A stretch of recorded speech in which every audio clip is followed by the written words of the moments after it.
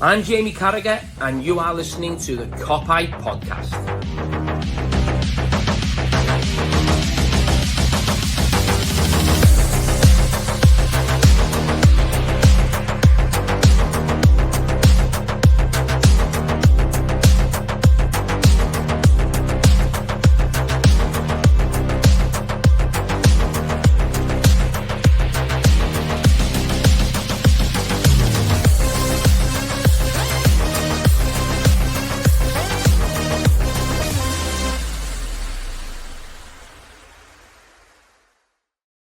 What is happening, everyone? Welcome back to the Pint Podcast and Pod and a Pint, episode 6.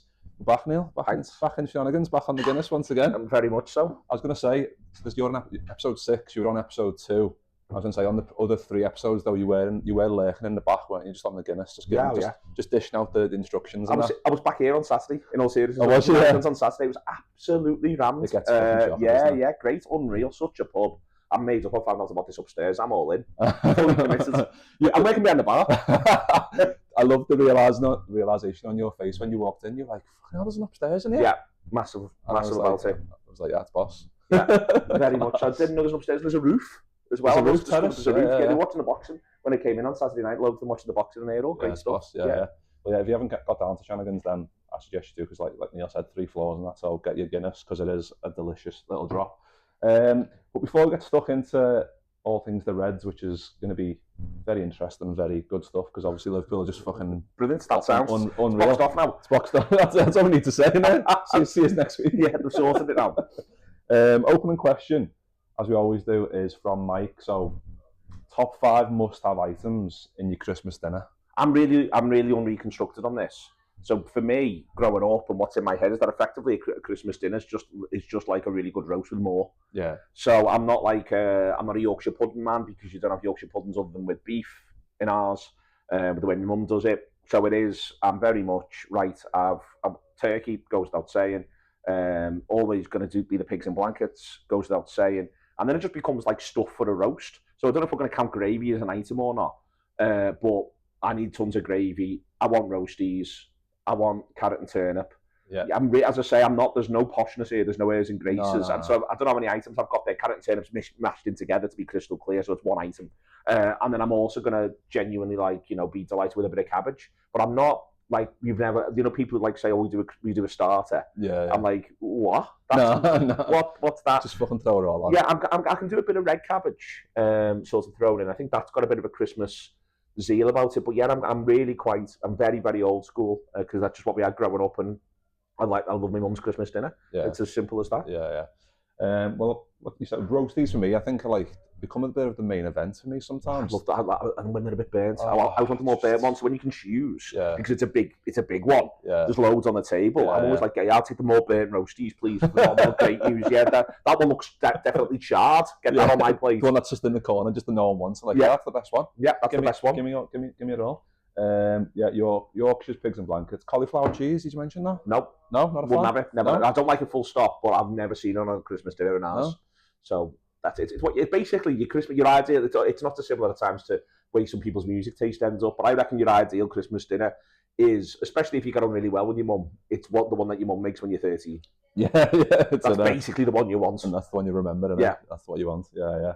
Well, there you are. I think turkey though. You're a fan of turkey. So I'm a fan of turkey on this. I like roast turkey in a sandwich. Yeah, because I think it gets a bit of a bad rep. I think it's because it's a bit dry and that. But I look like a turkey butty. It's fucking through the year. I love a turkey butty. Like turkey cranberry and like a bit of brie. Yeah. In a baguette with a little gravy dipping pot. Oh, I've never seen a gravy dipping pot, but I could do that. Well, I was make an extra one for me, just like. I'm just being like a posh bastard, but like. No, I don't think gravy. I don't think we could ever call a gravy dipping pot. No, but like just like a little bowl, like you know what I mean. Just that's all right. Launch it in. I might try myself a little ramekin. yeah, just launch it in. Yeah, go for it. All right then, boxed. That's what you should be getting on your Christmas dinner. Well, you have whatever you would have when you were 30. Some people different parts of the world. yeah, exactly. Let's talk about the Reds then. I read your lovely words for the Anfield wrap on your match review on the train on the way in. Okay. Which I always enjoy, and I always wonder like process wise for that, is that like you just fucking wing it on the fly, but it always seems like to be very well put together, and yeah, no, thought about it for a while and stuff. The one time I tried to write it in advance, we didn't win. Oh, so that's... So kiboshed it, seriously. Yeah. I tried to do it before we played Villa. Quite early on when I first started doing it. I think the season 14-15. We played Villa early in that season. We didn't win. And I tried to write something about Villa in advance, and then we didn't win. And I just went, I'm never fucking doing that again. Because the whole piece was ruined, one, but also two, I felt like it was bad luck, like it was complacency. I thought, we'll win today, so I wrote, and then we didn't win, so I thought I'd never do that again, so I'll never be complacent. Yeah, sometimes, like yesterday's a good example, really, where if the 5-1 up, so the stuff I wrote yesterday about Salah, when Salah scored the 4th and 5th and got an overtaken Little, I was writing that whilst the game was still going on. But on the whole, no, it's just unposted. Also, it's because it might be someone might say something interesting on the Pink or on one of the shows that I'm doing, and I think, I'll use that. I'll take that. I'll use that as a jumping off point. So that's good as well. So no, it tends to sort of be pulled together, post, and then sent off to Josh, and he adds more commas. And that's how it works. He goes, there's a shortage of commas in this, and I put some in. That sounds well. Another point that you made in it, and if you haven't read it, go and have a read of it because it's very good. You mentioned that you used to think cricket was the best sport. Yeah, best game. Best game. Yeah. I just thought I read that and I was like, that seems to be on topic that we need to explore here. No, I think it's podcast. I think it's a great game. Like genuinely, I like games. Like for instance, the darts is on at the minute. I love the darts. I love the darts. I love games. All games really. Like I've very much got that sort of head. And I think that some games are just better than others. And I love Test cricket in part because it's 5 days. I love it, all the ways in which it's bloody stupid. Like I love it when people say, well, I don't understand this or I don't understand this about cricket, and I'll never try and correct them anymore. I'll just almost go, good. I sort of quite like that, you know what I mean? Like, I just look, I didn't grow up playing cricket. I sort of got into cricket around 2000. The series, they go to South Africa before the big famous Ashes series that everyone got into when it was on Channel 4. They played a series in South Africa before that, and I watched that. And what suddenly made sense to me in cricket, in a way that it never had before, and I've not liked, was that effectively the only way you win a test match really is by taking 20 wickets. So runs, which I think can just be a bit boring at times, are irrelevant. Basically, every time someone bowls a ball, they're having a shot. Or, when you understand it more and more, get more sophisticated, they're trying to trick the batsman because they're going to have a shot. But for now, they're just putting it in a certain place and they're trying to get to that point. And that's when cricket just made sense to me, that you can't win a test match without taking 20 wickets. So you've got to have a plan to take 20 wickets. And that's like, whoa. Like that's okay. That's the sport then, and that's why I'm not that into 1 days or 2020s. I don't mind. I'll go and watch and I'll put it on if it's on the telly, and I won't resent it. But the limited overs stuff doesn't appeal to me because you win that by runs, by big score and heavy score, and that's how you do that. Whereas I really do love like that challenge of because you can just play for as long as you want. And you can get a draw in your time out. I've loved the recent stuff that England have been doing, and I know it's controversial in a few ways, but I like it when someone's got a new approach to a game, and England have had that with Test cricket. So no, that's why I love cricket, because I love the game. I don't think it's it's not the sport I'd pay the most money to watch or anything like that, and obviously absolutely love football, but no, I love games, and like, so I hate rugby union. I think rugby league's really good. Rugby union I think is really slow and can become this slog. Never liked it, don't like it as a sport, and in England it's got tons of cultural things that are whacked on, and cricket's got some of that, but cricket in a way, it's almost just so posh. The poshest bits of cricket are so posh. No one's jumped, like Lords is like the poshest place you could conceive of, but loads of cricket's just played in all the ordinary places up and down the country, so no, I'm all in. Into snooker? Love I play. Oh, do you? Yeah, I'm a very mediocre snooker player, but I love snooker, Highest break? Go to the World Championships. Highest break is, I think it's 30-something. That's all right. Yeah. But at the minute, when playing well at the minute, I'm getting loads of teens and early 20s. And I just feel like I'm not that far away from the other side, getting the other side of 40 or even 50 at some point soon. But then you go, and last time I played, fucking hell, it was awful. Was it? First frame, there was a point where the first frame, the score, and this will sound like it's a joke, I think the score was 8-6. We basically potted 14 reds and no one had a colour. Fucking hell. It was such a slog. All the colours were tied up, and then you're in your own head because you've not potted a colour yet. The first time I potted a colour, I went in off on the pink. It was such a slog. But no, I get to go to the Crucible. I'm dead lucky to go to the Crucible every year. So I go on the second Monday, the Crucible, as boss. I mean, I love like snooker when it's on, and like even playing it.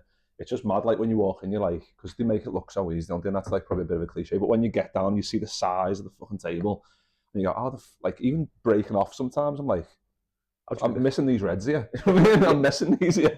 No, I think it's such a hard game. I love it to pieces. I think it's incredible, and I think that the perfection that has to go into it, because it's all about, it's just constantly about positioning. And I should get a bit better than that, you know, because I think it's a bit mad with the breaks, because we got me and Steve, I played with Steve Graves, and I think Steve's got our highest break, but we got them the other side of 30.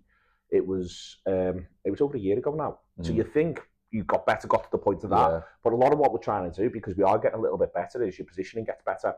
But you're then trying to make your positioning even better again, if you see what I mean. And then suddenly you miss the pot, and you're like, why the fuck did I concentrate on the pot? But I love the game. And I think it's like one of them. It's like a mental sport, isn't it? Because if your position's got to be absolutely spot on. And like tables have different like cushions and all that shit. But yeah, I absolutely love playing it. I tend to like go to. I don't know if you know to. Like, what's your high break then about? Probably like 20 something. Yeah, it's all right. Like just just red and a few blacks in it. Basically. But you stop to think about that. I mean, genuinely, to get a break at 28. Let's just say you get 28. Even if that's 4 reds and 4, is that 4 reds and 4 pinks? Say you got that. That'll get you to 28. Basically, that's 8 pots. Secondly, I'm going to say that's 7 pretty good positional shots to have done it. And so you think about any sport that you've ever played, the idea of doing something really good 7 times in a row doesn't happen that often. No, it doesn't. Exactly, yeah. No, that's a good point. Oh, yeah. We'll have to have a little game then. Yeah, definitely. Get me down, have a little game. Well, we've got to talk about the Reds then, because there's probably quite a bit to get through here. 6-3 Spurs, bit of a basketball game, bit mad, became a bit crazy towards the end, and so I don't think it was a basketball game first half. I think they wanted it to be the way they played. Yeah, they tried to make it. Yeah, but it was almost like it was a basketball game, but for us, like it was like there's only one hoop, and we were playing into it. And they were, you know, I think that's really, for me, that's almost the most impressive part of that first hour performance.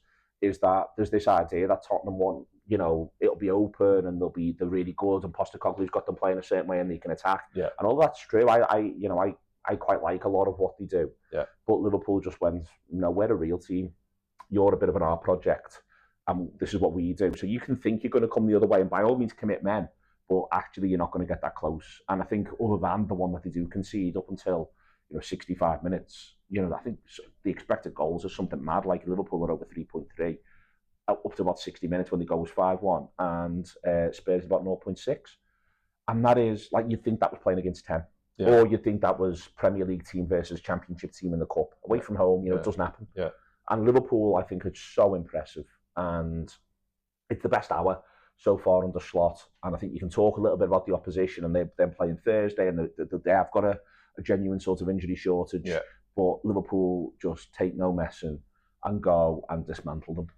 Yeah, because I think like there was a lot made of like like you said, the injury crisis, and rightly so. Like Archie Gray filling in, and Dragusin and Fraser Forster are all not like the best, really. Obviously, Archie Gray's a centre midfielder, so it's a bit sliding him to get thrown in there. And he's up against Salah, he's up against Diaz, he's up against Gakpo. Do you know what I mean? He's up against really informed players, so it was difficult. But it was kind of set up in a way that we still had to go out there and make it happen. Do you know what I mean? Like it was like we still had to. You've got to take advantage of those things, and I think that's something maybe in the past, in certain times where like people have got like injury worries, and we kind of like don't quite hit the heights that we're meant to in certain games. So you just go and do it, and you blow them away. And that's what we did. Yeah, I mean, Fulham at home, really. I mean, we do go down to 10 men, and I understand why that goes the way it goes. And I'm not saying we don't play well, but I was annoyed. I thought we started slow, and the manager talked about it in his pre-Tottenham press conference, where he said, well, there was the momentum check of the injury, a couple of offsides were in there. Once we didn't get something that should have gone our way. Jones maybe should do a little bit better with a chance, and he's right to point that stuff out. But you've still got to be able to battle through that and get the other side of it, and we did that brilliantly against Tottenham. And I think that's now, it's interesting his post-match comments. I think he's laid a little bit of a gauntlet down for West Ham. I think Leicester at home's a different proposition. But for me, now where this team finds itself, you don't want to get too far ahead, but they've got the gap. Forget the game in hand for a second. I think they win this league with how they get on in the next 4 aways. So the next 4 league aways, they've got West Ham, and then the other side of Christmas, and a League Cup game and an FA Cup game, we go to Forest. They were flying high, are a good side.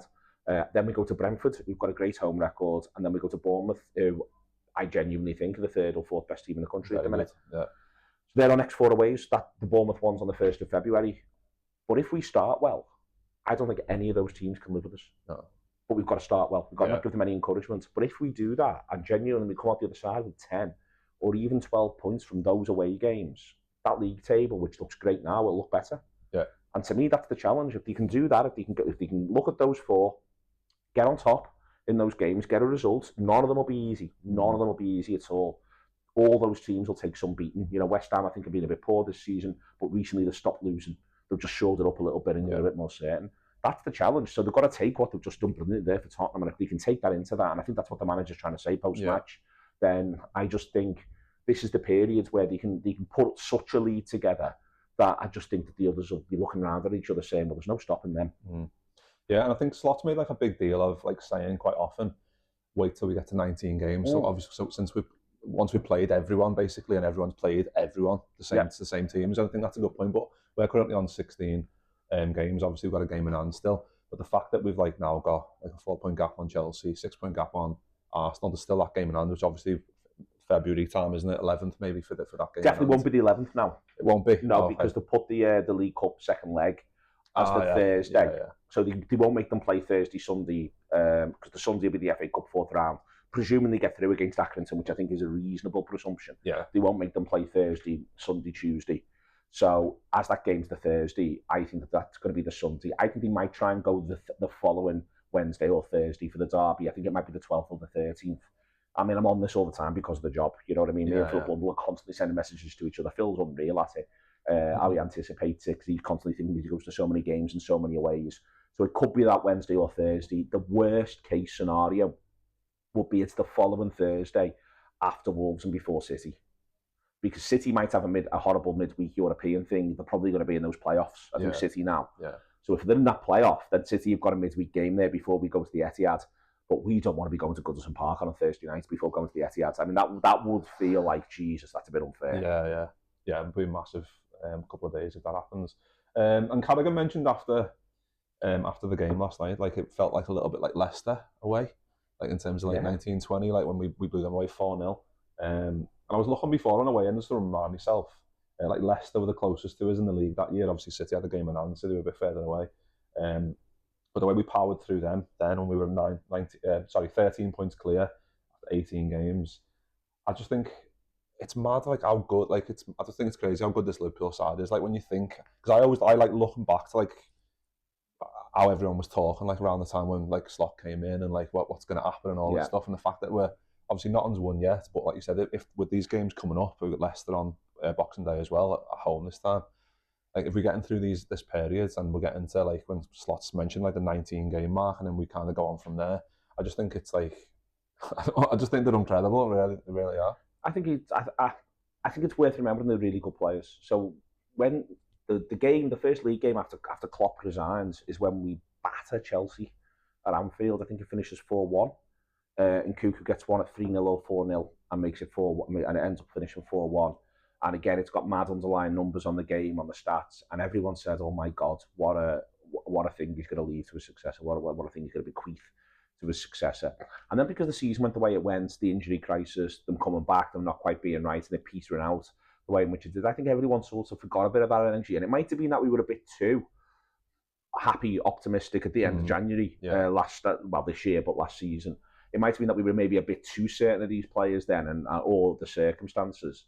But, you know, at that period, they put the 4 past Newcastle, past Chelsea, past Bournemouth, past Brentford. We just took those teams up. 2 of those games are away. You know, we take those results again right now in terms of what I've just said. So that's how good they were. And I think it's a little thing. I think there was a bit of, and I wonder how much of this was also the case in football, in inverted commas, where I think maybe a lot of people thought, well, there's a lot of this sort of the magic of Klopp. And it just might not have been. And I don't mean that in a rude way. Like the previous managers used to be at pains to say, I'm not the only coach in the world. I might not even be the best coach in the world. I think I'm pretty good, but I might not even be the best one. And, you know, he was a pain to say that, and people used to shrug it off, etc., etc. I was just being modest and all this sort of stuff. But first and foremost, there's a chance that in this moment, at least, I mean, let's remember the previous manager, the season you mentioned, he did win 26 out of the first 27, so he was quite good. Yeah, but it may well be that in this moment for these players right now that this fella might be better, but also secondly, whilst Klopp was a brilliant person and a great manager and genuinely turned the club around in quite a profound way, it might just almost be that these players are really good. Yeah. Last season he finished third, got 82 points, and that includes 2 draws at the end of the season, where genuinely they should. The 3-3 against Villa is an example of one. I think arguably the West Ham game last season, you know, they weren't proper Liverpool performances. They were a bit like, we're a bit shot here and we've had enough. I think if Liverpool need been in the running to win something, they'd have won those games. Yeah. They don't. So you can say it could be an 85-point squad, an 86-point squad. So this fella's come in and made them a bit better. They're currently on a trajectory for, I think, 93. They keep going at this rate. They're the only team in the country, apart from Man City, who knows what it is to go above 90. No one else has gone above 90. No group of players. I think it's, I think that a lot of this sounds like I'm even talking the manager down. I'm not. I think the manager's doing a great job. I think the way he's come in and he's talked to it like a duck to water. He's managed expectations in a really good way. What I mean by that is he's not said it's going to be hard and I'm going to have to transition. He's come in and he's gone, let's try and win everything. Yeah. You're Liverpool. You think you're all good players. He said to the players. He said to the club, we think we're a great club. He said to the fans, you're a great set of fans. Let's try and win everything. That's a good bit of managing expectations. And that's what I think you've seen. And I think so. What I'm saying is I'm massively impressed with him. But we've got to also say, these are great players. Mo Salah is, he's now Liverpool's 4th highest goal scorer. He could end up as the 3rd. Van Dijk, there's a really legitimate argument that he could be the best centre-back ever to play for Liverpool, if not the best centre-back English football's ever seen.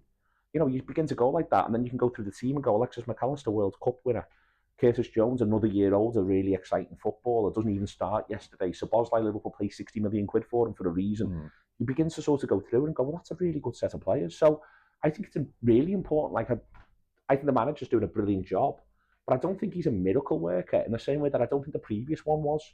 The previous one was a really unbelievable, diligent, hard-working figure. It was hugely charismatic.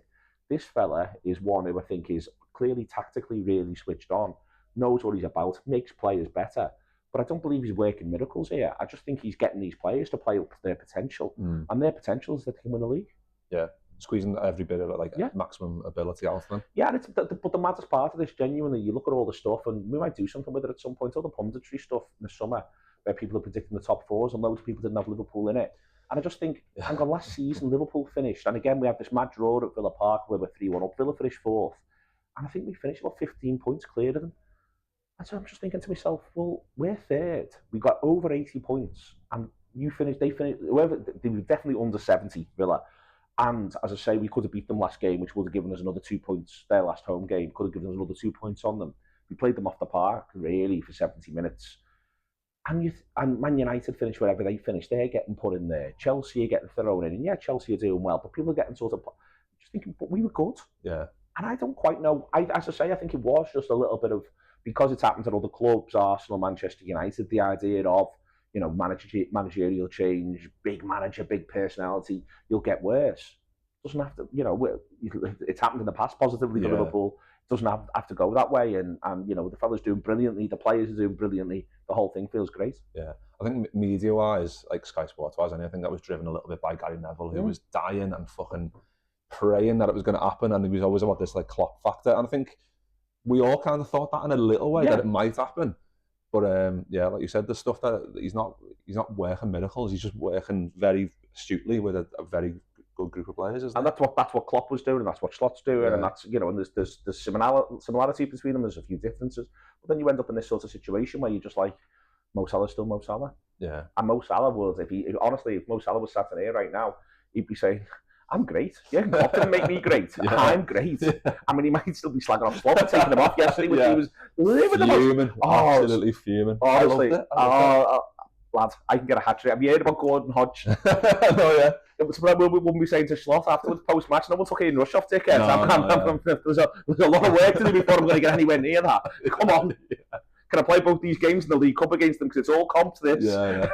Someone mentioned Ian Rush to him after, and he was like, I can't believe he scored that many. And he said something like, maybe it was like 7v7s or something, he said. I heard the story supposedly at some point. I can't even remember who told me, because it's not like a secret, but someone said to me that when he spoke to Rushy, Salah, and supposedly he said to him, how did you score all those goals? Yeah. And I just love it as a story, like that idea that Rushy's a bit like, because he knows how many rushes he's got, and he's like, well, am I ever going to get to 375? Fuck, I'll play them 42. But then it wouldn't surprise me if what's the issue with Salah's new deal? Well, the club want a 2-year extension, Salah wants 8. He needs the time to do it. Well, we might as well talk a little bit more about Mo Salah, because he's the only player in Premier League history to have 10 plus goals and assists in 6 different seasons, which I just think...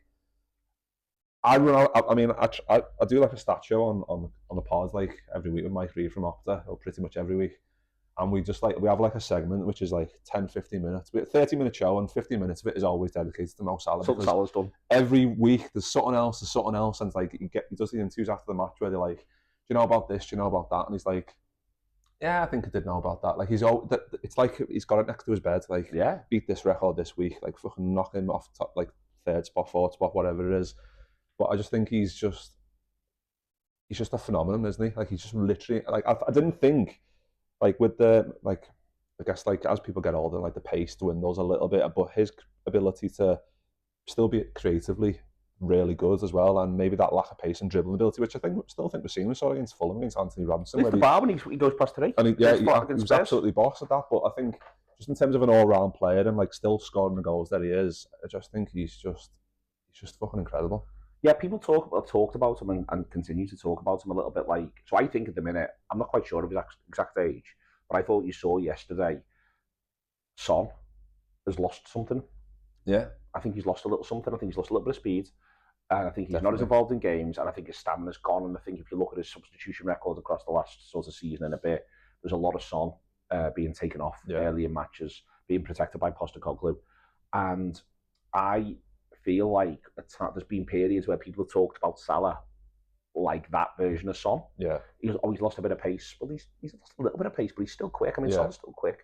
But what Son couldn't do and has never had in his locker the ability to manipulate the ball and go past 3, get out from under his feet, and it's a shot that should go in and just hit the bar. Yeah. Like Son's had a lot of qualities. He's been a really good player. He's a genuinely great finisher, possibly being a better finisher than Salah in terms of taking opportunities when they're there. But those opportunities are built by relationships and then he put on a plate. But now Son, he's lost his mates. He's lost Eriksen. He's lost Ali. He's lost Kane. Yeah.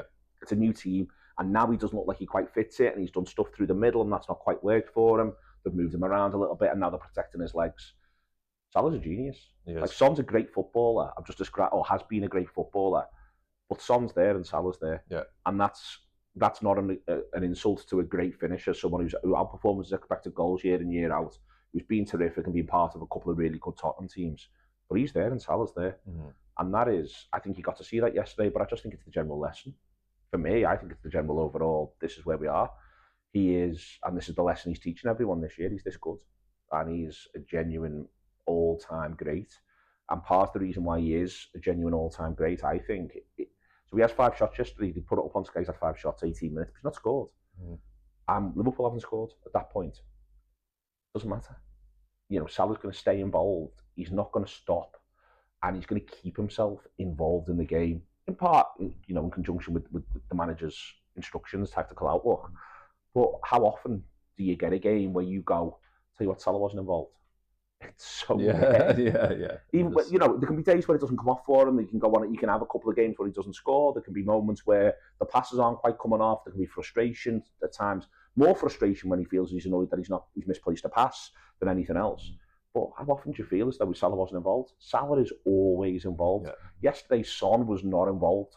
Salah was just constantly involved. You know, you can even think about the games that where we struggled this season. Often you come away from it thinking, fucking hell, I wish Salah had put that chance away. But the point of it is, he's there. He's there, yeah. And I think that's what's so impressive about him. On top of all the technique, he never stops wanting the ball. He never stops wanting to be involved. And it's a bit mad when you think about that as a right winger. It's not like he's centre mid or number 10 or even number 9. Yeah. He's out on the right. He should theoretically be out the way of everybody else. It should be at times difficult to get him involved. It's never difficult. Yeah. Because he's constantly asking questions of whoever it is who's trying to look after him, whether it's a full back or a wing back or a centre back or someone else who pulls out there. He's constantly going and saying to his teammates, give me the ball. I'm going to hurt this fella. We're going to do something here. And, you know, really great example. Like one of the most underrated. If we'd gone on win the league this season, then it wouldn't be. But one of the most underrated goals, I think, of the last 10 years is the Origi one at Wolves in 21-22. Yeah. It's literally 95 minutes. Van Dijk gets it out from under his feet, switches it 70 yards to Salah. Salah controls it first touch, powers forward with it, knows exactly what he's doing, absolutely stands his full-back up, who's had a good game against him, and then pings it into the middle of the penalty area, 8 yards out to Origi, turns, shoots, goal. It's an unbelievable goal, and Origi deserves so much credit, obviously. But it's pure Salah, and it's pure Van Dijk knowing he'll make something of this. It's a great ball, but you've still got to trust on 95 minutes his touch will be spot on, and it is. And that's what he is, and that's what I think what marks him out from everyone else. Yeah, he's absolutely. Yeah, I don't know how to words honestly because Yeah. the amount of stats they just stack up, don't they? Another record. Like this thing on the, you know, he's the first player to do it in 6 seasons. I'm sorry, it's not Christmas Day yet. You know, I know. he's the first player to. Well, he actually done it in 5.5. Yeah. When you stop the clock now, he's done it in 5.5. Like if you'd have said to him at the start of the season, will you get 10 goals or 10 assists? He'd look like you had 2 heads. He'd have gone, yeah. I think there's every chance he gets 20.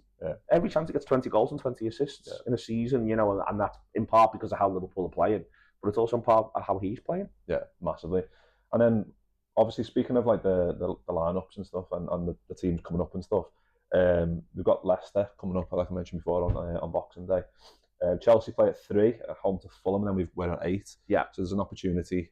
Well, it could be hopefully another good match day where they can maybe drop points and we can. Yeah, it's a bit sticky that. Fulham are hard to beat. We saw that recently. Yeah, definitely. And you know, Fulham, they should have beat Southampton at the weekend. Did my last man standing in the knobheads. I should have done Bournemouth. But you know, Fulham, they'll be a bit frustrated by that, and he rested a couple.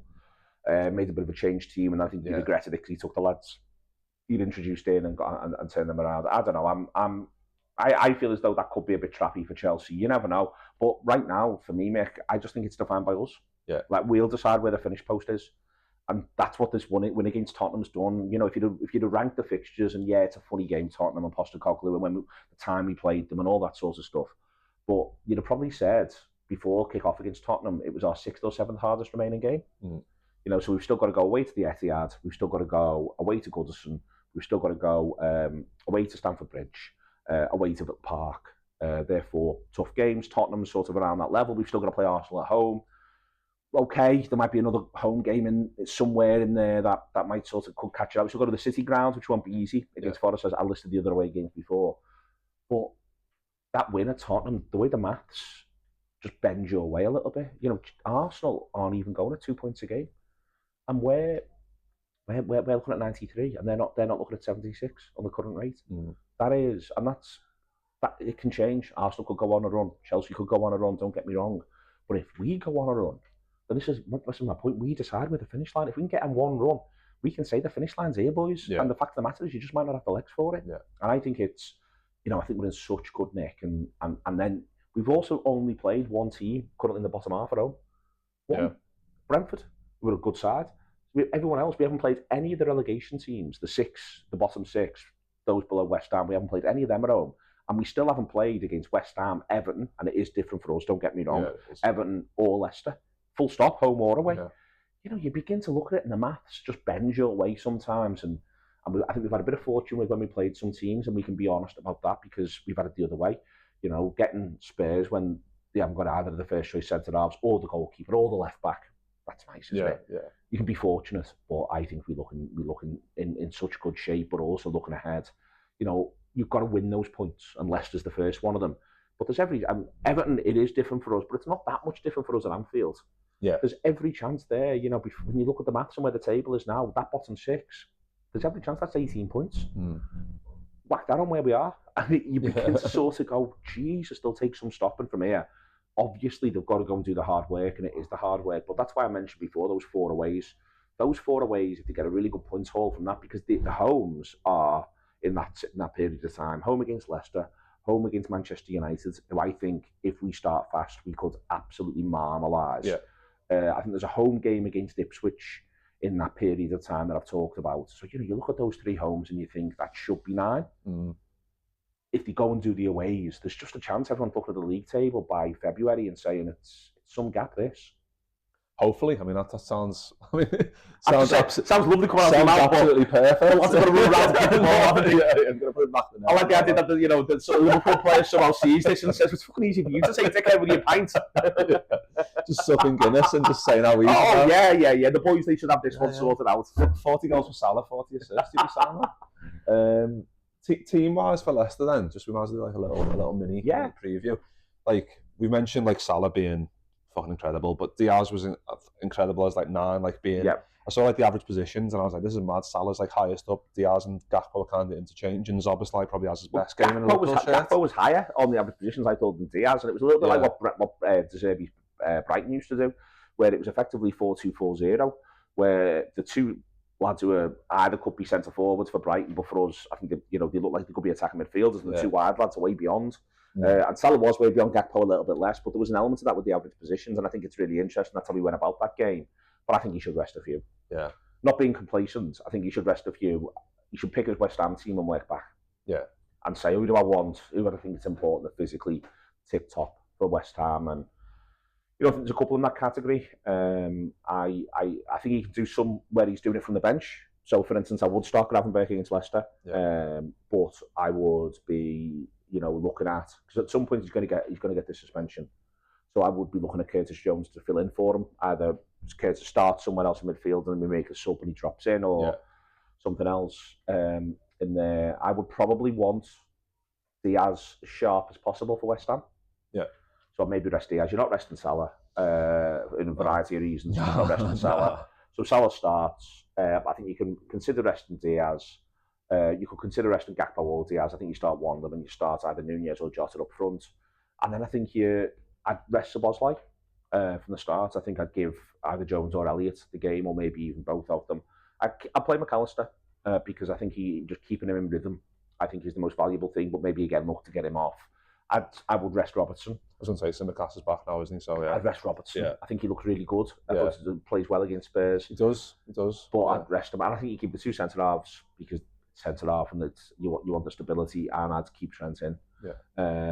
And I think you can actually have a conversation about the goalkeeper, but I think the goalkeeper might resent being rested from his professionalism point of view. But then I would not have him anywhere near the League Cup semi-finals, 2 legs. I wouldn't have him anywhere near Atkinson. If they go through against Atkinson, I wouldn't have him anywhere near the 4th round of the Cup. Yeah. I would conceivably play Kelleher in the 2 Champions League games. Yeah. I think, all right, put the pressure on the goalkeeper for the next 2, but I think on the whole, him having a bit of a 1 game a week run is no bad thing whilst we're getting him back, because when we will want him is March and April. Yeah. That's when we want him to be at his sharpest. So I think if you're easing him in still, maybe he does do these 3 games in a week, but he does get a lot of injuries for a goalkeeper. Yeah, it does. So I think you do it that way around.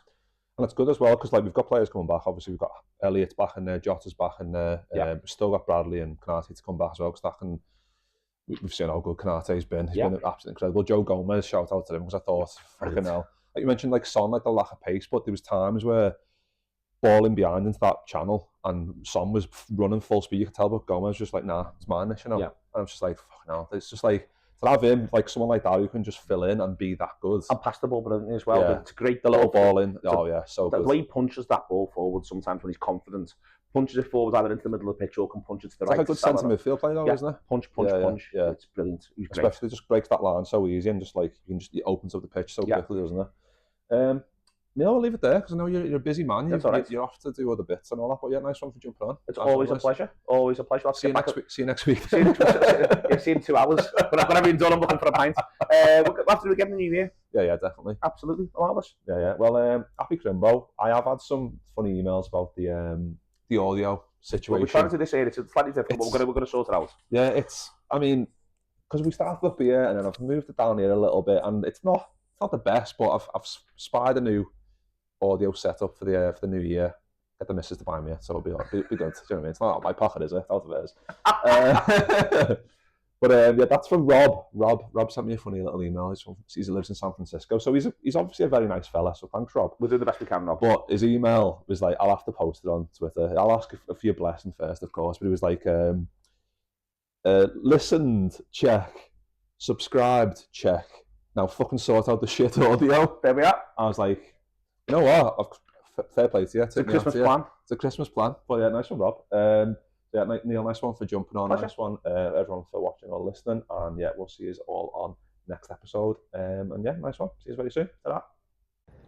I'm Jamie Carragher, and you are listening to the Copite Podcast.